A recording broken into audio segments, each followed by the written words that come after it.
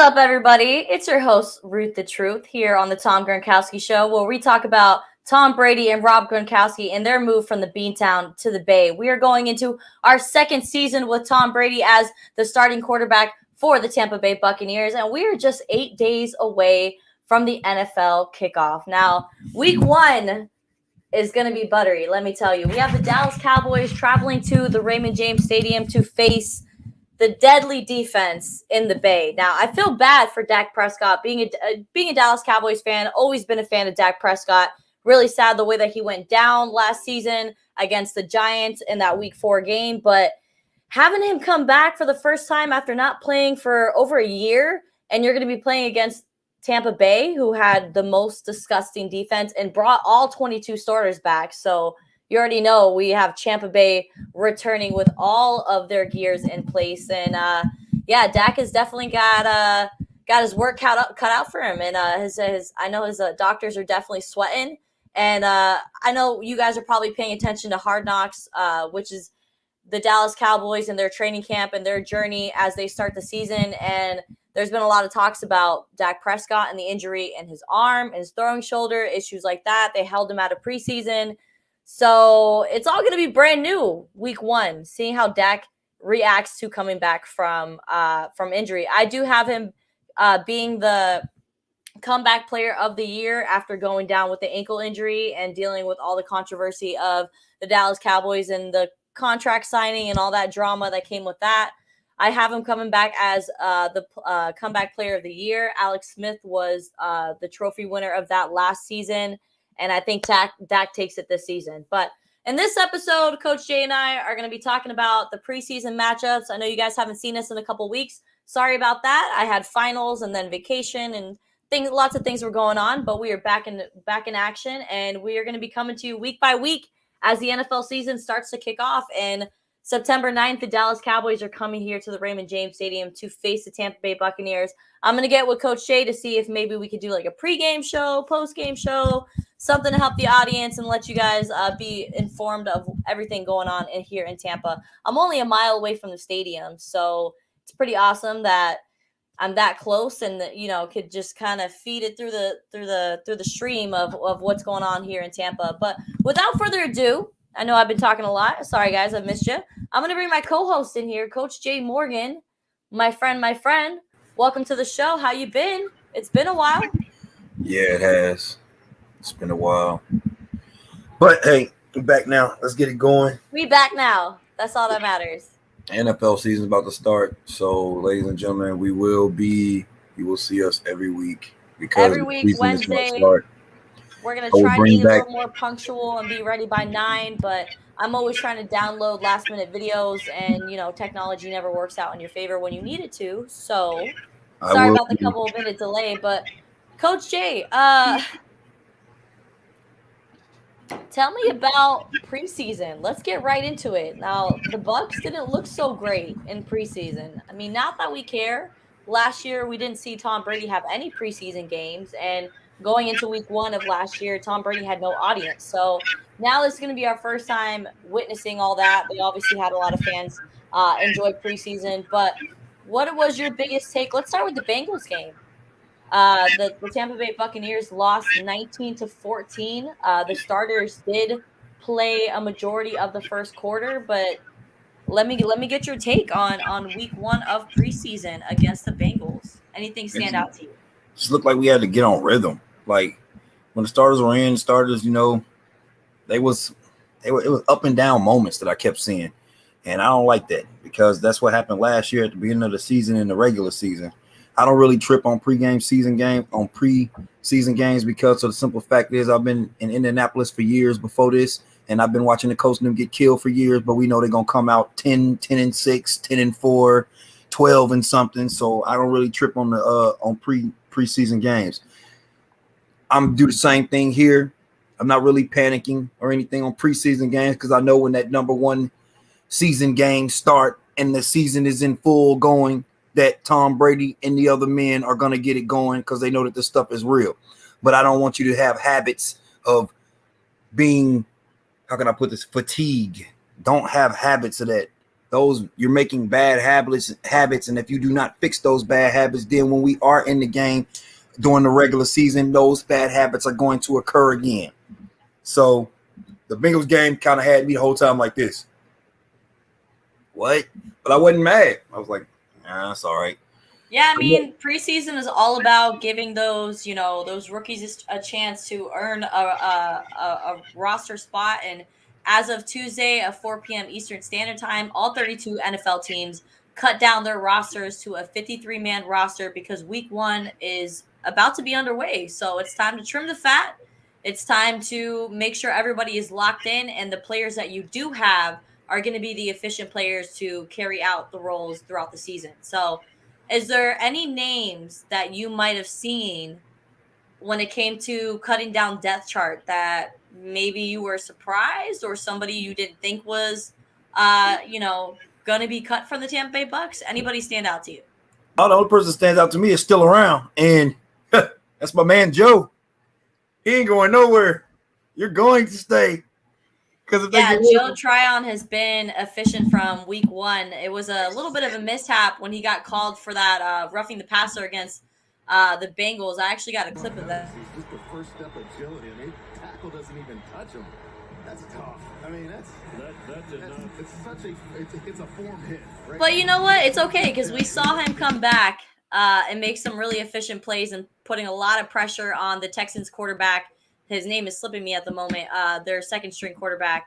It's a lot at question when it comes to Houston. I don't know if you want to dive into Deshaun Watson conversation, but is he playing Week 1? Are the Texans gonna hold off? Like, what are they thinking? What are they doing? Are they trading Deshaun? There was a lot of rumors about Deshaun possibly being traded for Jalen Hurts and the Philadelphia Eagles, but I don't know. What's your take, Coach Shea? He messed up. And these organizations need to stop holding, need to stop fluffing these players' balls and tell them what time it is. Like, man, hey, are you playing or not? You don't want to play? Bye. Get out of here. I ain't about to sit there and fluff nobody's balls. Forget that. Man, I'm not about to beg you to be on my team. What kind of stuff is that? I don't even know nothing about Deshaun Watson right now because I ain't been thinking about him, because that's how they supposed to be. Get rid of him. Next to the next person. Hey, bye. Give me somebody else. Go call me a free agent or somebody. I'm not about to sit here and fluff nobody's balls. Deshaun Watson, he messed up with me. It was the third string quarterback, Davis Mills, who had some interceptions that were picked off by the Tampa Bay Bucs in that Texans matchup. But I mean, I was very happy with the intensity that the Bucs played with. The starters definitely got a lot more playing time. I don't think they played at all. If I'm not mistaken, all 22 starters sat out against I almost forgot, the Tennessee Titans when it was a blowout loss of 34-3. But with the starters returning for their last preseason game, I think that was a great way to end preseason going into Week 1. I think that was some great momentum that they caught from the Texans game. There was one cut that I was a little sad about. Was definitely Tanner Hudson. But you don't need 4 tight ends, so I definitely understand it. I mean, obviously, you're gonna try to have 25 from offense, 25 from defense. Then you obviously need special teams. You got your punter, you got your holder, you got your long snapper, all that. So that makes your 53-man roster. So it's very, very, very tight, and you don't need 3 tight ends. I mean, Rob Gronkowski's obviously proved that he could be, healthy throughout the season as long as I think Bruce Arians did an excellent job, utilizing Rob Gronkowski, not overplaying him and using him more of that pass blocker to open up the gates for, a Rojo or Leonard Fournette. And we'll talk about the running back room a little bit later on in the show. But Tanner Hudson was a little surprise for me. I thought he had great hands. He ran great routes. He was very I think the thing that they complained about was his pass blocking. Little issues with that. And Bruce Arians obviously doesn't have time for that because we're going for 2.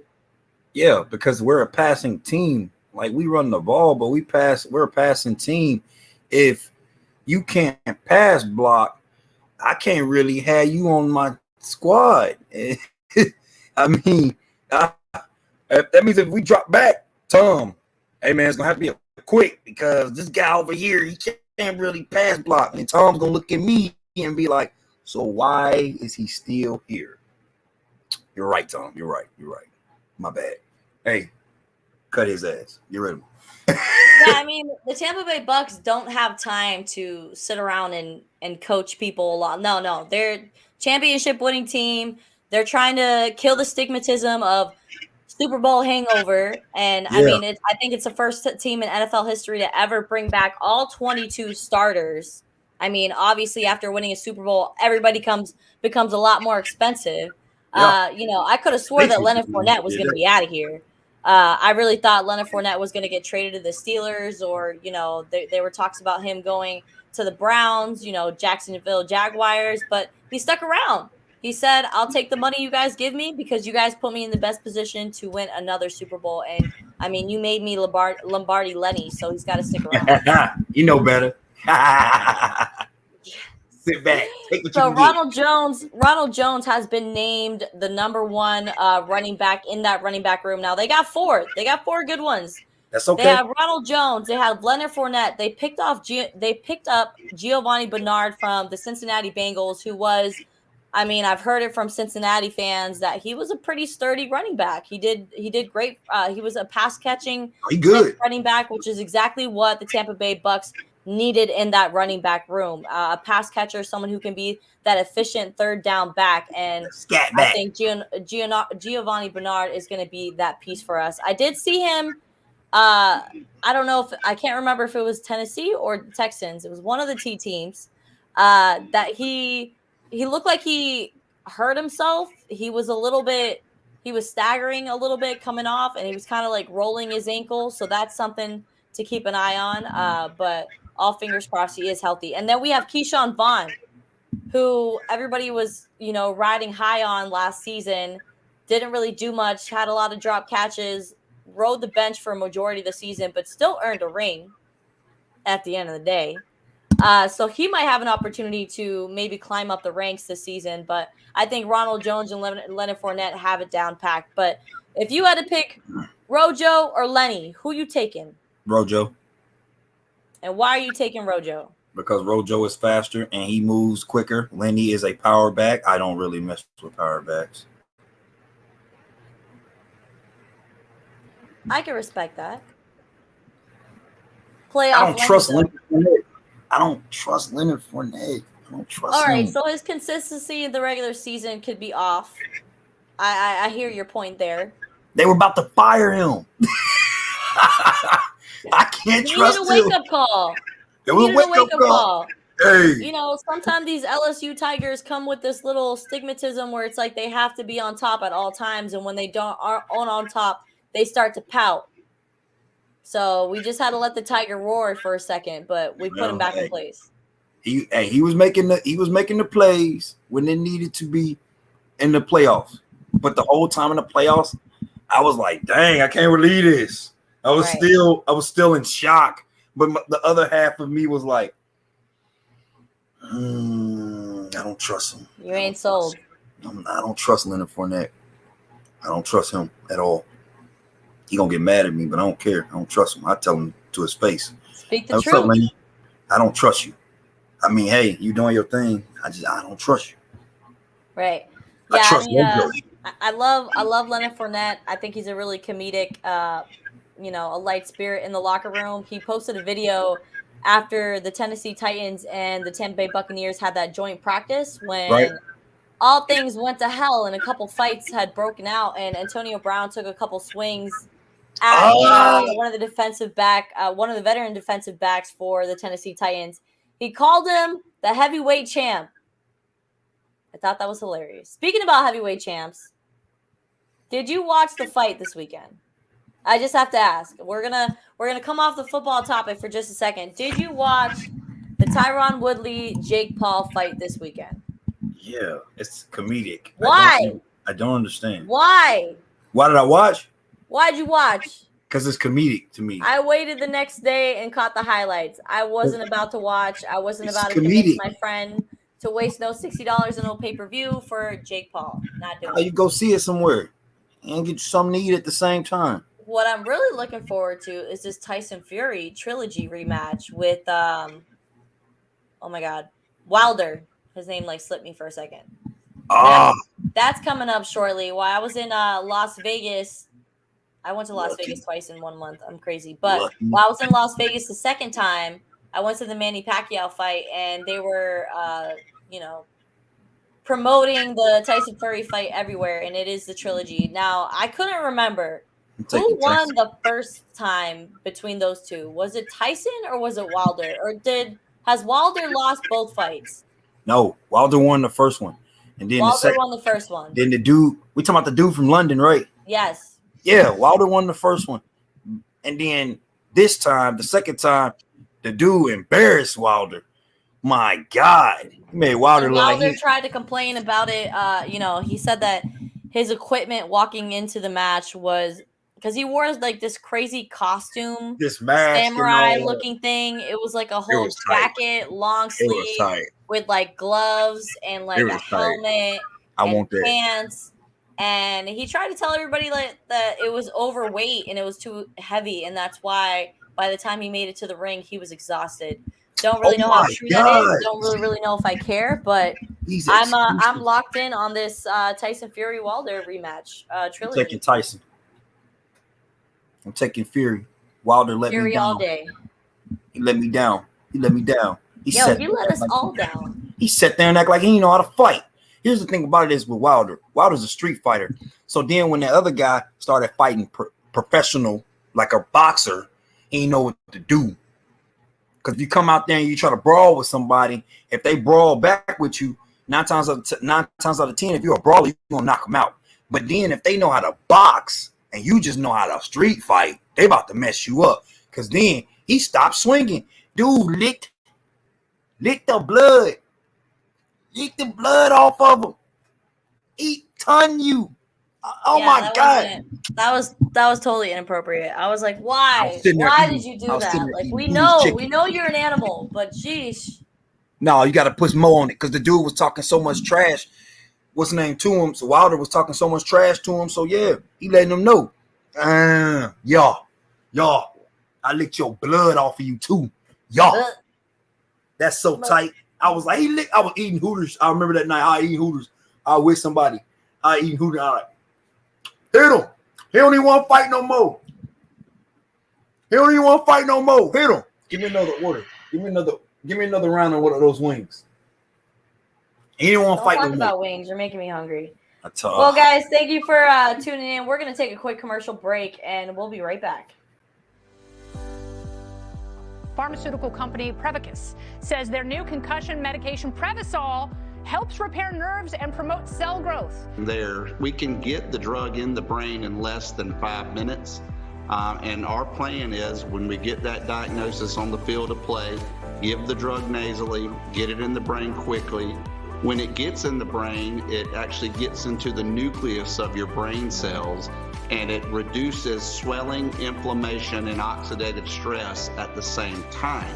When Jake and I first talked about this many years ago, one of my first questions was, will this help me? And he goes, no, this is for treatment immediately when a concussion or you think a concussion has occurred. Yeah. The acute problems that exist later on in life, if we can take care of these at an early age and start getting some of these things to our children and grandchildren, and I think we can make our game, football, a safer place. And so the whole goal is we're trying to make the game safer. And so Odyssey and this drug, we believe, can be a game changer in so many different ways.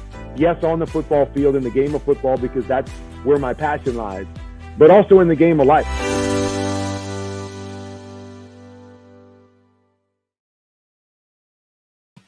The game of life. They bring up a solid point. As much as we love to watch the NFL players go head to head and do some really dangerous things on the field, it is very important that we make sure their mental health and their physical health is number one priority. And the Odyssey Group is doing their part on making sure they're doing the research when it comes to concussion protocols so we can avoid future incidents.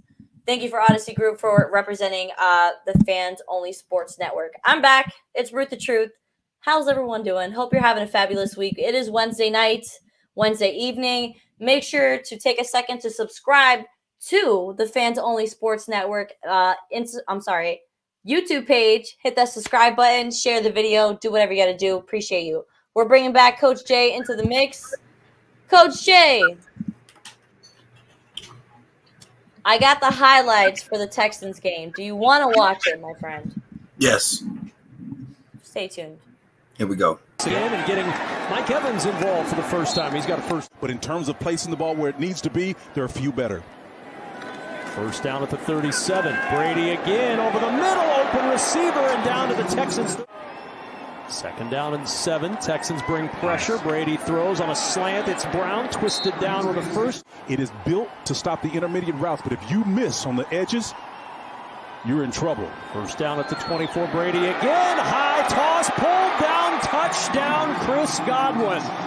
That was a vintage Tom Brady. And they mixed it up there. Otherwise, King wouldn't have been on him. It's usually the mic. They've got to find a solution there. Oh, nice tip. The extra point is blocked. Yeah. And it'll stay. Second and 7. David Johnson in a running back. The carry for Johnson. Weaving his way through an opening. And Johnson into the secondary.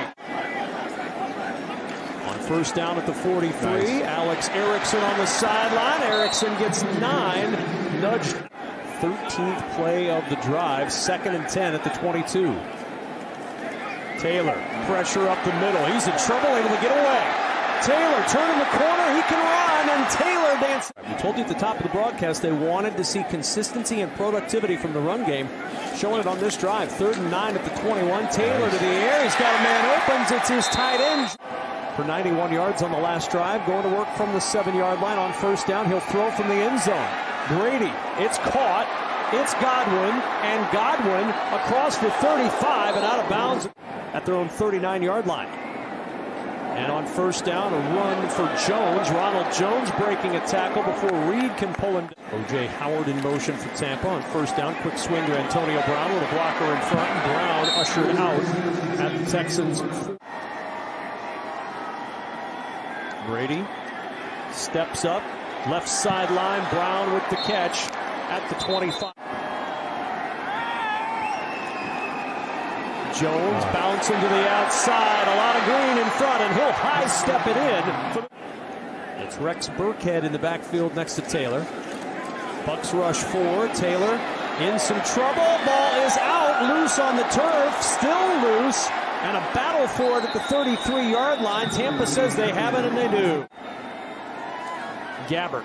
Just a 4-man rush here. And he throws intercepted. The pick by Terrence Brooks. And Brooks returns it to the 37-yard. Ingram got a block. Ingram with a hole. First down to midfield. 3rd and 8. Giovanni Bernard in the backfield. Low snap. And Gabbert has to fall on it in the end zone. They'll look, they're going to convert and make sure that he is in the end zone, and it is a safety.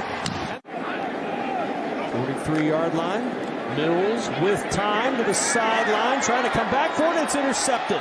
Picked off by Miller. He'll take it down the sidelines, and Herb Miller. Just a 4-man rush, no pressure, playing safe.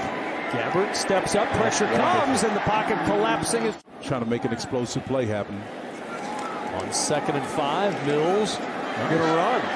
Mills to the 30 and slot. There's no preseason football at all last year.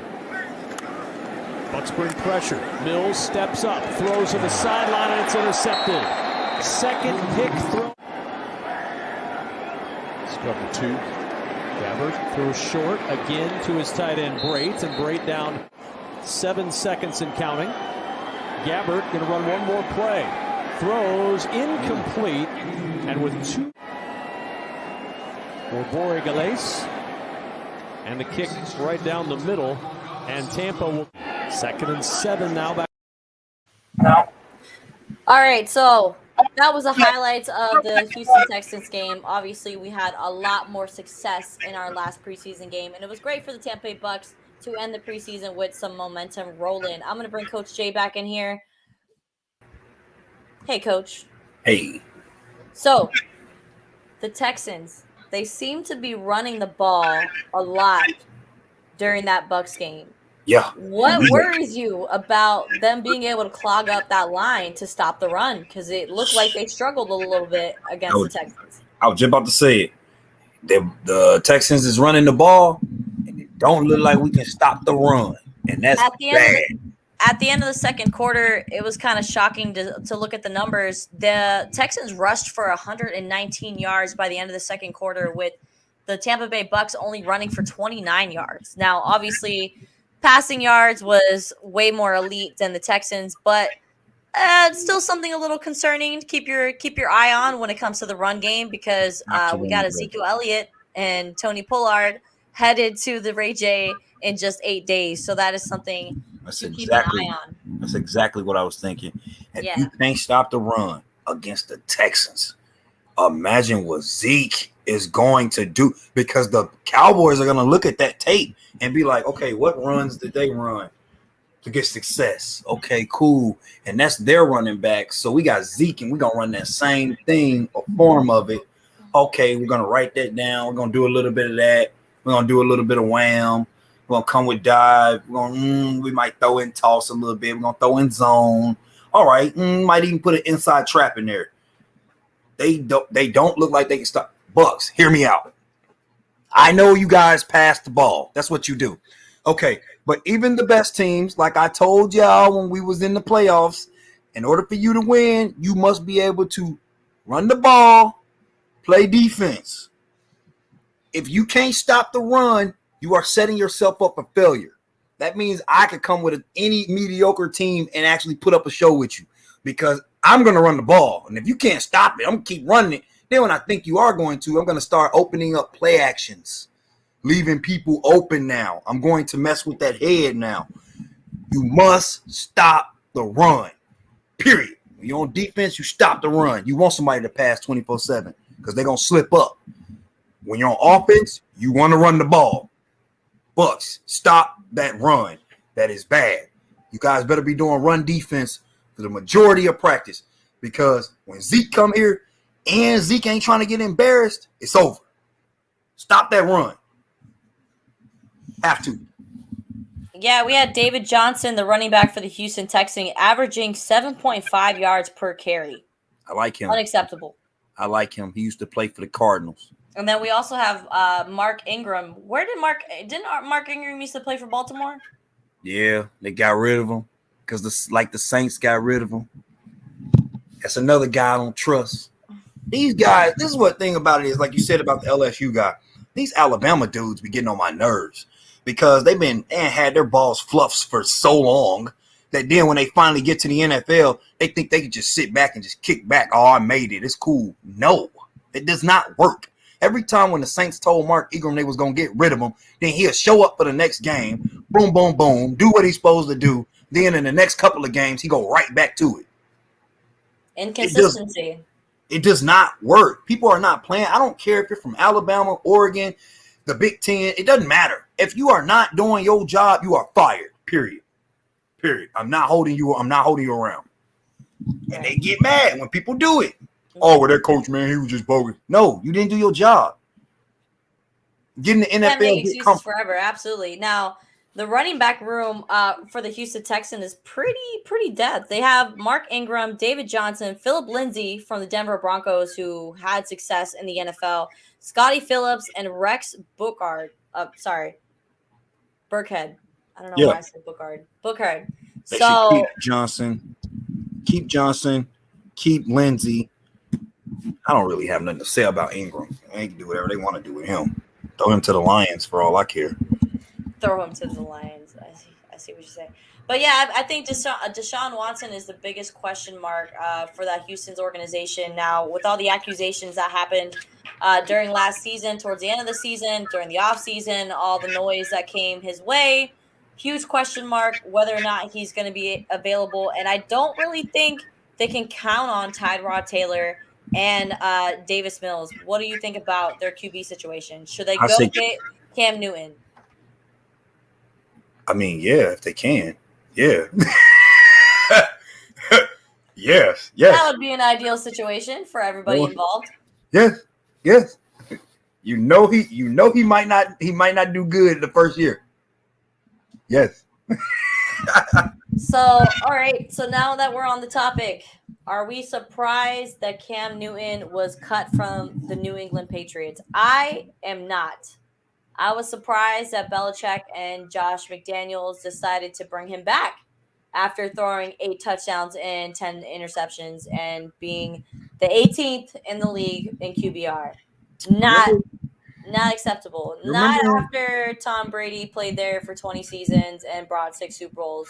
You can't come in there and be mediocre. Bill Belichick is not going to settle for mediocre. So the next question I have for you, Coach Jay, could Mac Jones be the next Brady in New England? There's only one Brady. No, he ain't gonna be the next Brady. Can he get them some more W's than Cam Newton? Yes. I agree on that, because for the simple fact is they got a true quarterback that they are going to be polishing up themselves. See, Cam Newton's already got his style, so they had to just go with it and make their playbook into his way. Now I got me a true quarterback that I get to polish up real nice for the crowd and then unleash him. Remember last year, I said this. I mean, you was talking about this. I said this. He only got Cam Newton just because that's who he got right now. He's got somebody else. As soon as they find somebody else, they're gonna tell Cam Newton, all right, man, it's been a ride. I'll see you later. Bye. I know. As soon as they picked up Mac Jones, 10th overall in the NFL draft, I said, Cam gotta watch out. That was the first thought that came to mind. When you draft a quarterback that high in the draft, you are expecting a franchise turnaround, and that's exactly what Bill Belichick thinks that he has with Mac Jones. Now, I have Mac Jones possibly winning Offensive Rookie of the Year. Do you think that's a stretch for Mr. Mac Jones, who's going to be QB1 for the New England Patriots? I don't think that's a stretch. If he QB1 for the New England Patriots, then he should be talked about. Because if he ain't going to be talked about, he wouldn't be that QB1. Exactly. And obviously with Najee Harris and the Steelers, I know that Ben is not going to be throwing so much, so they're going to be relying a lot on the run game. But I'm not convinced with that O-line that they have for the Steelers. Another name that was thrown out there was Justin Fields. Now, it doesn't really seem like Chicago has made a decision whether or not Justin Fields and Andy Dalton is going to be QB1. Don't really know what they're thinking, the Bears, to be honest, other than them just trying to see. I think they're just trying to test the waters with the offensive line before they just throw Justin in there, because I think they're thinking that Justin's going to be the future. Obviously, it's not going to be Andy. Sorry, Dalton. But they don't want to run into a Cincinnati Bengals situation where you just throw Joe Burrow in there, your first-round draft pick, and then he gets slaughtered. Yeah. So because the offensive line for the Bears have been trashed for years. So that's my thought on the process of what the Mr. Matt Nagy is thinking by still naming Andy Dalton as QB1. I think that should change by week 2. If it doesn't change by week 2 and they have a losing season by mid-season for the NFL, the Chicago Bears should just cut their losses and say bye to Matt Nagy, because he obviously can't fix anything. They need to get an offensive line. I've been saying it for years. See, here's the thing about it. The Bears are cheap, but there is a way to actually compete and be cheap. I'm going to put all my money on the defense. I am not going to go out and buy me a straight big time. What? No, I wish. I wish, but I don't see that happening. Lovey, did they get Lovey back? They call Lovey? If they call Lovey back, that may be for real, but I don't see that happening no more. The Bears and them put all your money into the defense. After you do that, find you a decent quarterback. We don't have to put a lot of money into him. I need a top running back or backs. But it all comes up to that offensive line. That's where most of my money need to go to. Offensive line and defense. Because every time when the Bears have gotten somebody in the backfield, they get killed. And then when they go somewhere else, they look great. It's because the offensive line. the Bears' offensive line has been trash before I even graduated high school back in 2007, if that tells you anything. It's always been the same formula. Fix it. Come on, Chicago. Y'all supposed to be my hometown. I don't even rep the Bears like that because y'all embarrass me. Come on. I rep the Colts more than I rep the Bears. Come on. Yeah, man. I mean, the Bears haven't been relevant in a really, really, really long time. Now, we got Jay Mermelstein in the comments, and I know that he's been a Chicago Bears fan because he's, he was back as a child, when the Bears were winning Super Bowls. They only In won 1985, back in the day. 4 years before I was born. So he's like me with my love for the Cowboys. We're still riding on that high horse of the early 90s, and we haven't been back since. So we have a similar situation in Chicago, but I hope Justin Fields will turn things around. But as you alluded to, offensive line needs shaping up because obviously you need to give your quarterback more than 1.5 seconds to get the ball down the field. Justin likes to throw heavy hits. Justin likes to run. Justin is versatile as in that QB position. So offensive line needs to work with the magic that they have going on in Chicago. I think it was a great pick for Chicago to get Justin Fields. I think they're just a quarterback away from making something happen. So that's true.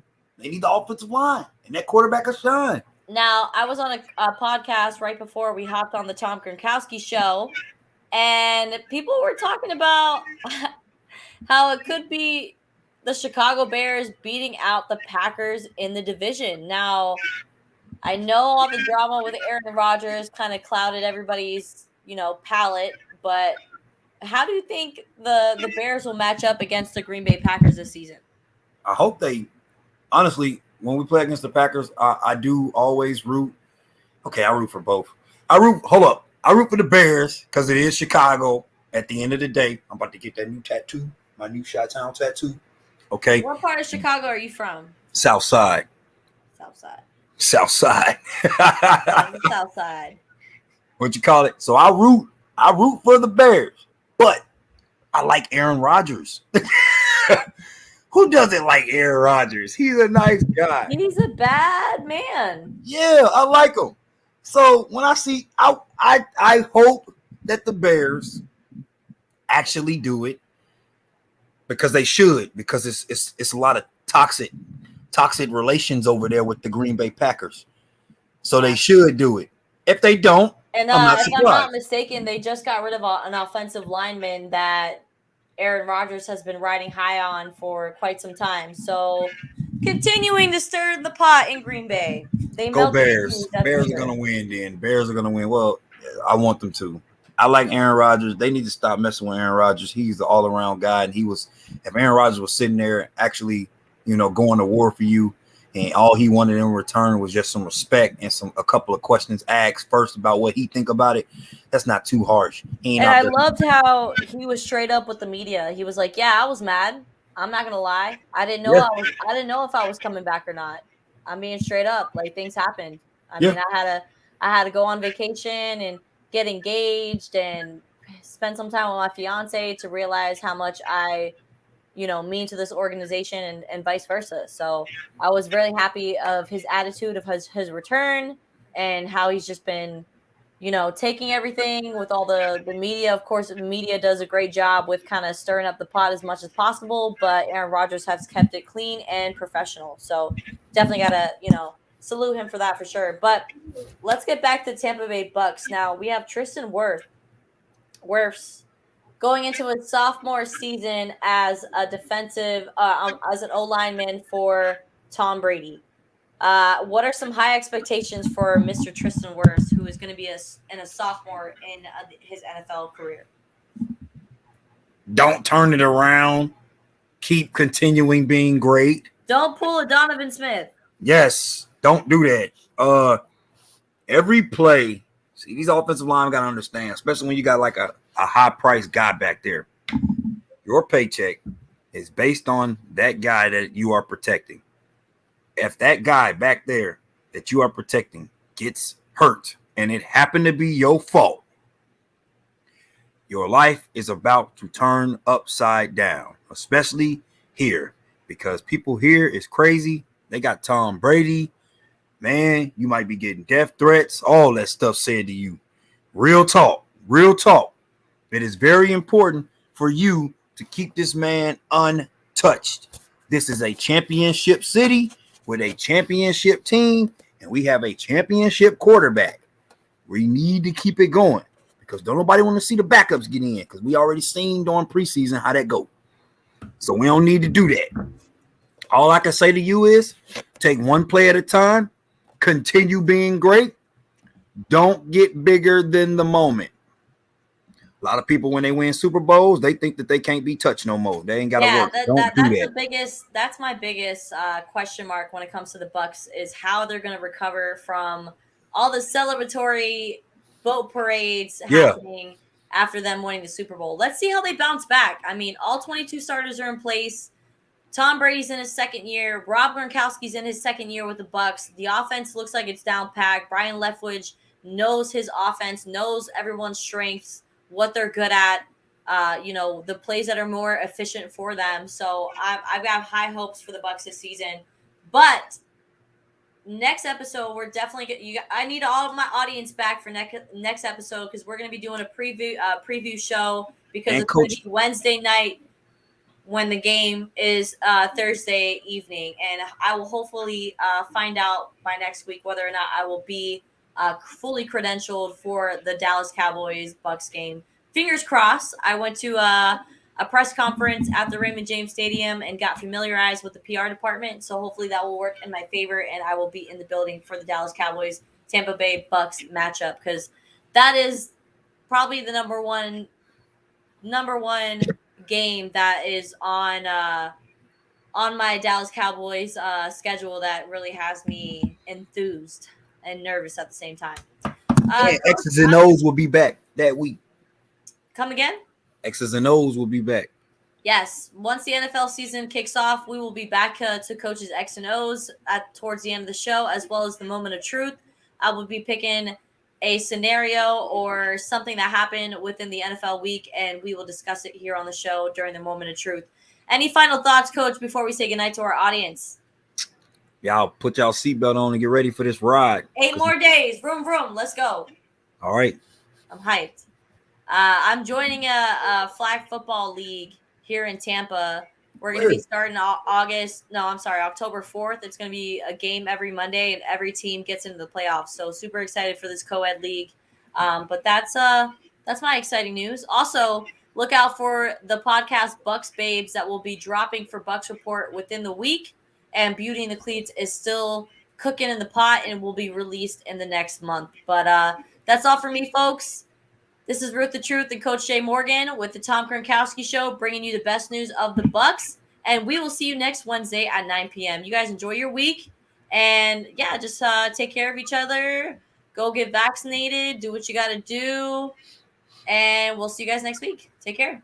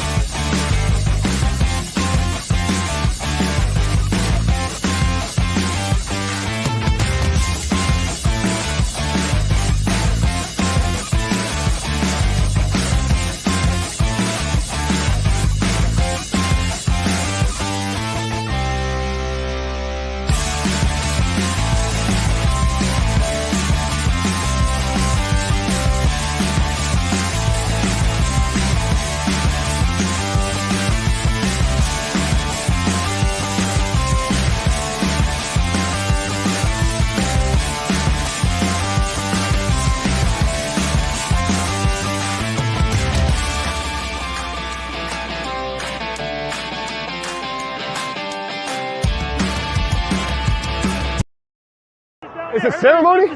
Yeah. A ceremony? I'm new to this.